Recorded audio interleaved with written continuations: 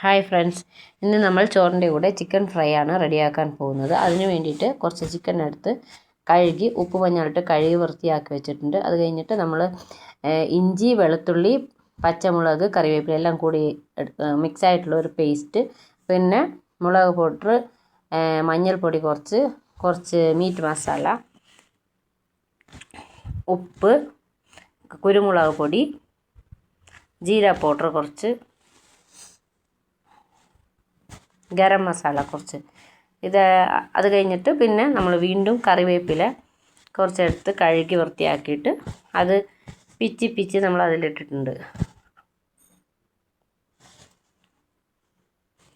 അതെല്ലാം കൂടെ മിക്സ് ചെയ്തിട്ട് പിന്നെ അതിലോട്ട് കുറച്ച് ചെറുനാരങ്ങ ഒഴിച്ച് നല്ലപോലെ നമ്മൾ മിക്സ് ആക്കി. ഇതാണ് ചിക്കൻ കഴുകി മാറ്റി വെച്ചിരിക്കുന്നത്. ചെറുനാരങ്ങ ഒഴിച്ചിട്ട് നമ്മളത് നല്ലപോലെ മിക്സ് ചെയ്തിട്ട് പിന്നെ അത് കുറച്ചും കൂടെ ലൂസാക്കണമെങ്കിൽ കുറച്ച് വെള്ളം ഒഴിക്കാം. നമുക്ക് കുറച്ച് വെള്ളം കൂടെ ഒഴിച്ച് നല്ലപോലെ ലൂസാക്കിയിട്ട് അതിലോട്ട് ചിക്കൻ ഇട്ടിട്ട് കൈവച്ച് നല്ല ഞെരടി എടുക്കണം.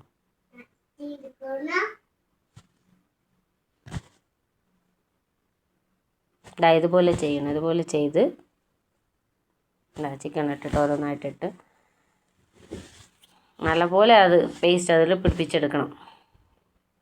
എന്നാലേ നമ്മൾ ഫ്രൈ ചെയ്തെടുക്കുമ്പോൾ നല്ല ടേസ്റ്റ് ഉണ്ടാവുള്ളൂ.